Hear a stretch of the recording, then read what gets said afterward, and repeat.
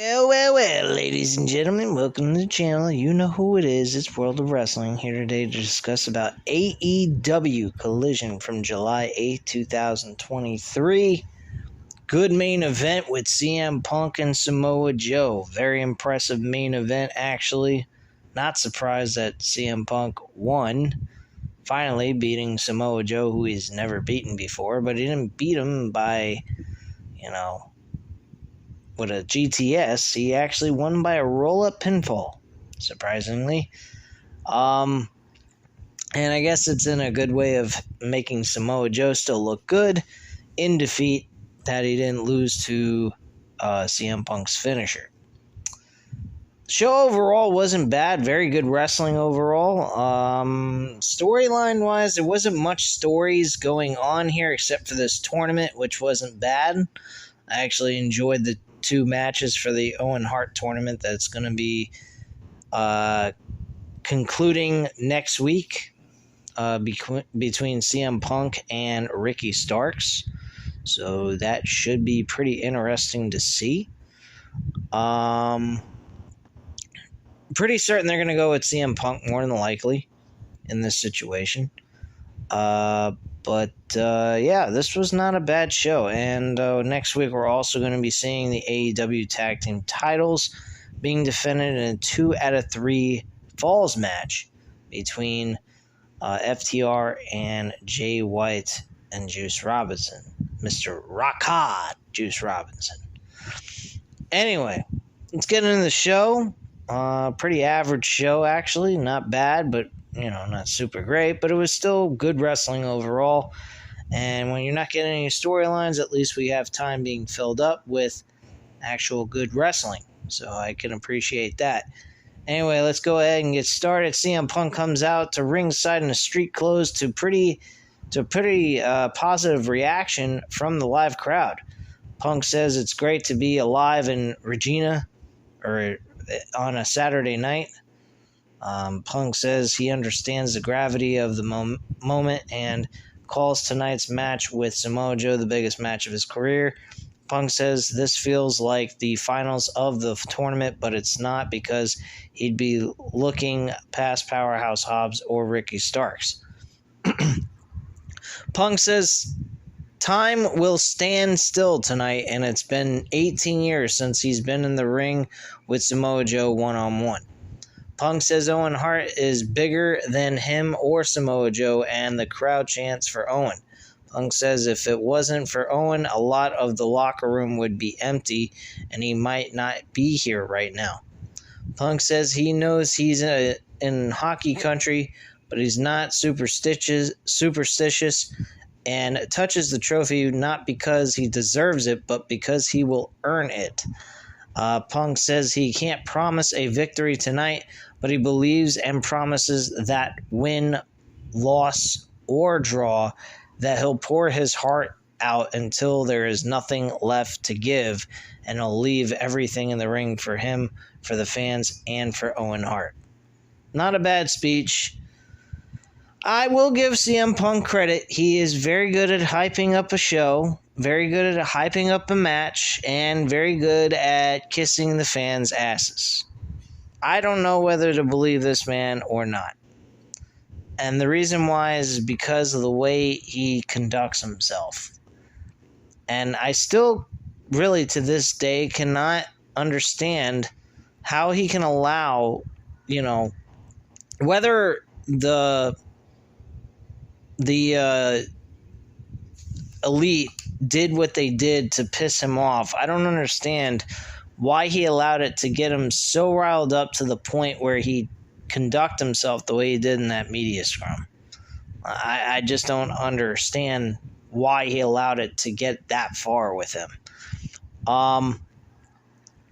The other portion of it, like the Elite from Kenny Omega and the Young Bucks actually stepping foot in his locker room and trying to start a fight, which technically, if you think about it, Punk was starting the fight first because he gave an invitation to anybody in the back that wants to start up with him. He would kick their ass, in a sense. So I don't know why he wouldn't be surprised that he'd say all these things at a media scrum, press conference, whatever you want to call it, and then expect nobody to want to step up and say, hey, why are you saying all these fucking shit things about us? It's not going to be coming back at him in a positive result anyway. So, personally, I'm not sure, but I mean, I would like to think positively about CM Punk because he does intrigue me. I have to admit that, but something about him as a person really sticks out at me like a sore thumb. And it makes me kind of wonder, is he really who he says he is, or is he just a phony? So it's all in opinion because I can't really get the facts per se, but he doesn't have a whole lot of friends. I mean, a lot of people do not like him as a person. They think he's just too much of a grouch and he just doesn't play well with others. I mean, not to say I'm no different. I don't really play well with others either, but I'm not a person that when I work for a company, I'm going to be a dick to all my coworkers. But that's me and that's him. So I don't know. But I'm not going to make judgment on the guy because I don't know him personally, but as a wrestler, he's pretty entertaining. I got to give him that.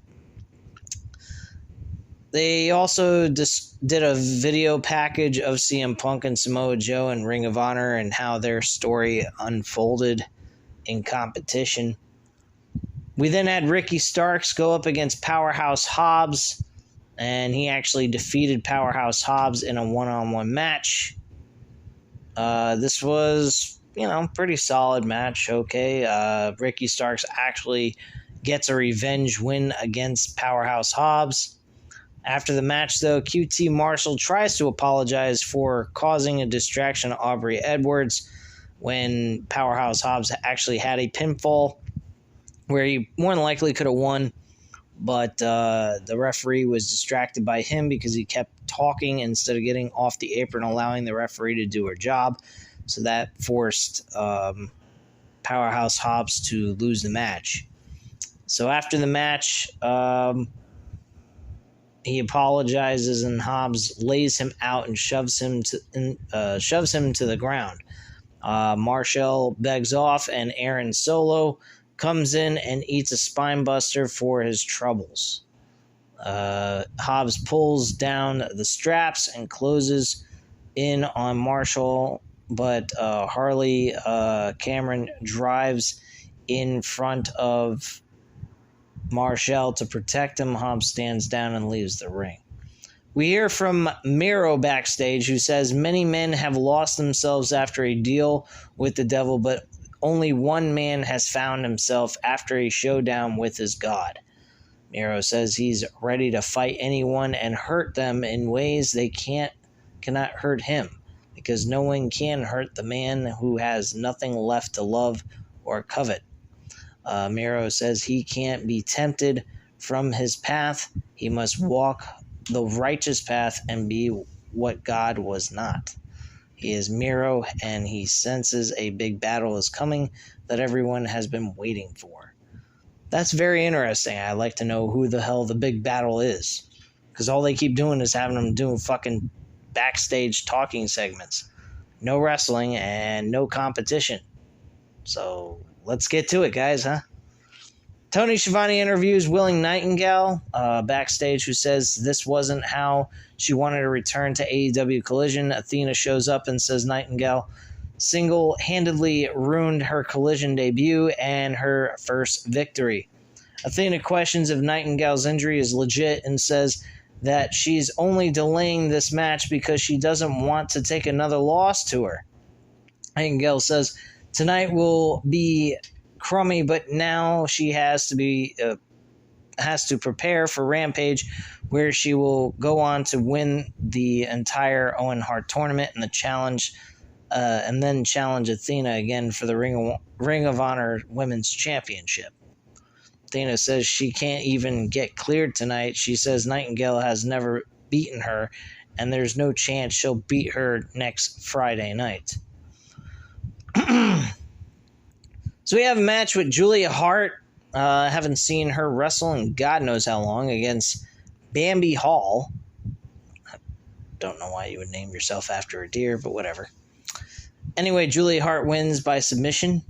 Not too shabby. Nothing heavily to speak about. But one thing that really attracted my attention was the next segment after this match. We actually hear from Malachi Black, who explains why he took Andrade El Idolo's mask. Black says the difference between them is that El Idolo didn't become who he was until he took the mask off. But Black has to hide in plain sight.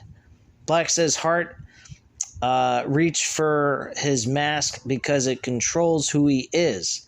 Black says the mask gave him more strength when he took it off than he ever had when wearing it. Black compares El Idolo to a child who can't... shit. Hold on 1 second, guys. Fucking computer bullshit. You know how it is. Anyway. Anywho. Black compares El Idolo to a child who can't let go of his teddy bear. Okay, kind of weird. Black says together the whole world will see how truly great Black knows that Andrade is. Very interesting. So they're playing a storyline through the mask. Now, I don't understand where they could be going with this. This is kind of a creative idea. But they kind of need to get to the point with House of Black and Andrade, because Andrade is pretty much operating by himself. He doesn't have two other members to really compete over the trios tag team titles, which I believe was the direction they would want to go with this, since they are the trios tag team champions, the House of Black. If not, can we see Malachi Black be in a one-on-one storyline with Andrade? That would be kind of neat if they don't want to drag anyone else into this storyline as a trios 6-man tag team match for the titles. But overall, it seems like they're trying. I give them A for effort, for at least trying to do something and give these guys a reason to be on television. And I can appreciate the fact that they're using the mask as the story to kind of develop something between these two guys, and technically possibly two groups, truthfully, because I do believe we're going to see two other guys added with Andrade El Idolo. Probably like a thing with the House of Black going up against the Latino heritage of pro wrestling. So we're going to see some Latino wrestlers teaming with Andrade. So it's going to be kind of like a sort of, I don't want to say racist thing, but more along the line like the Latino heritage of pro wrestling going up against the evil villains of the House of Black and whatnot. And I think that's kind of the direction they're going to go with. We hear from Andrade El Idolo backstage with an immediate response from Malachi Black, who says he's a businessman. If Black thinks he hides behind his mask, he's not a coward like Black. El Idolo says his mask is everything to him. It's about his family, his culture, and his country, all about Latino people. El Idolo says when he has his mask on, it's about business. When he takes his mask off, it's time to fight and win. I like it. Thought it was very straight to the point and made a lot of sense. Then we had Blackpool Combat Club, or not Blackpool. Fuck, man, I'm screwing this shit up. I used to call Blackpool Combat Club Bullet Club. Now I'm calling Bullet Club Blackpool Combat Club. What the fuck's wrong with me? Bullet Club Gold, Jay White and Juice Robinson defeated FTR, Cash Wheeler, and Dax Hardwood in a very good, entertaining matchup. My only one issue with this fucking match is It went on so long, number one. Number two, you had the champions lose to the challengers. I don't like these tag team eliminator type matches. I think they are so fucking lazy of a booking thing to do. It's just bullshit. I truly don't like it. I think it sucks. Anyway, match though overall was really entertaining. And Juice Robinson, Rock Hard Juice Robinson, got the win for his team, surprisingly enough. So they're getting a shot for the tag team titles next week in a 2 out of 3 falls match. So that should be a pretty entertaining match. It's a shame that I don't think that is going to be the main event. I think the Owen Hart finals will be the main event of the Collision show tomorrow. This coming Saturday, I should say. So we'll have to see. But I won't. I'll be watching it Monday night like I did today. Anyway, it's announced that Luchasaurus will defend the TNT Championship against Shawn Spears next Saturday at Battle of the Belts. Who gives a fuck? I'm not going to be watching that. And that's kind of weird because Christian claims he is also the TNT champion along with Luchasaurus, so who the fuck knows? Anyway, Tony Schiavone tries to interview FTR backstage, but they're interrupted by Bullet Club Gold. White said they should be considered the best tag team in the world for defeating FTR twice in the past couple of weeks. White proposes a 2 out of 3 falls match for the AEW tag team titles next week in Calgary, and FTR accepts the match. Okay, great. We had Scorpio Sky defeating Action Andretti. This match was okay. Nothing to cry home about. Scorpio Sky hits the TKO on Action Andretti to secure the pinfall victory. I mean, kudos to him, I guess, but nothing really special there. Just a very decent, entertaining matchup. They run down the card for next week's episode of AEW Collision. The following matches have been announced. It's Owen Hart Cup Tournament Women's Finals, the men's side of things, which is the finals as well, and the FTR defending the tag team titles against Bullet Club Gold in a 2 out of 3 falls match. Then we had the main event, like I said. CM Punk defeated Samoa Joe with a manages to reverse a Kokia clutch and rolls him up to score a flash pinfall victory. Crowd chanted for Owen Hart as Samoa Joe extends his hand to CM Punk for a handshake, and Punk accepts it, and Joe puts Punk back in the rear naked choke and yelled at Punk that he'll always be better than him. And then FTR came down for the save. I do believe also Ricky Starks came down for the save. Let me hold on there.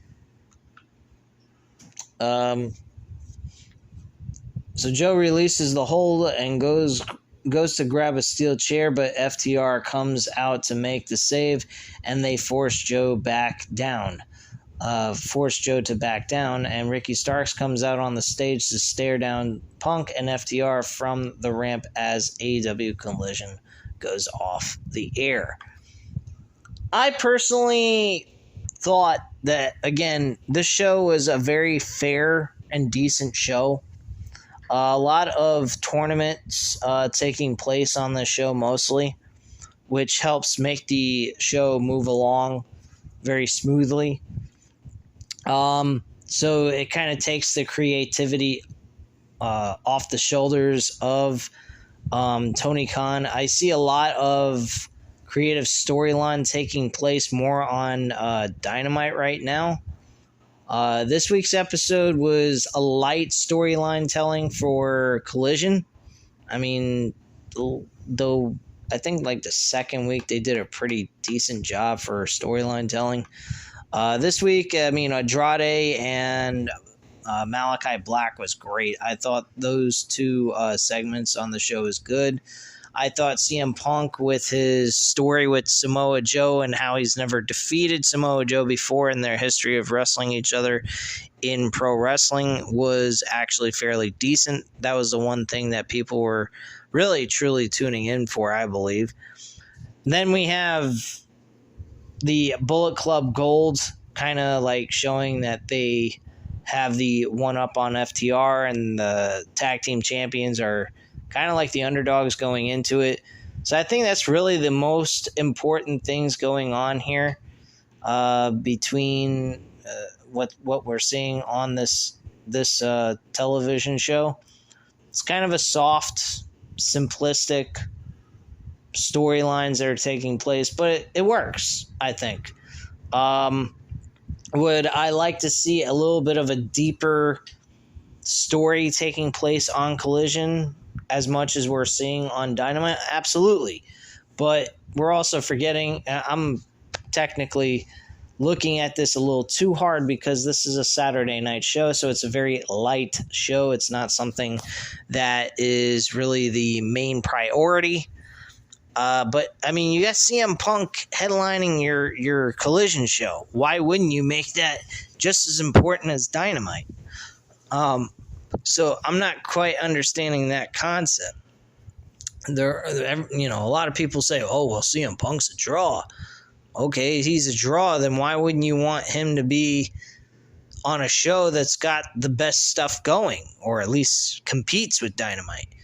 Personally, right now, in the last 2 weeks, I wouldn't say that Collision is really competing with Dynamite. But they've only been around for a month, so give it some time. After this tournament, we might be able to see more taking place because they're just taking all the tournament matches and putting them on Collision to make life a little bit easier for creative booking decisions, I think.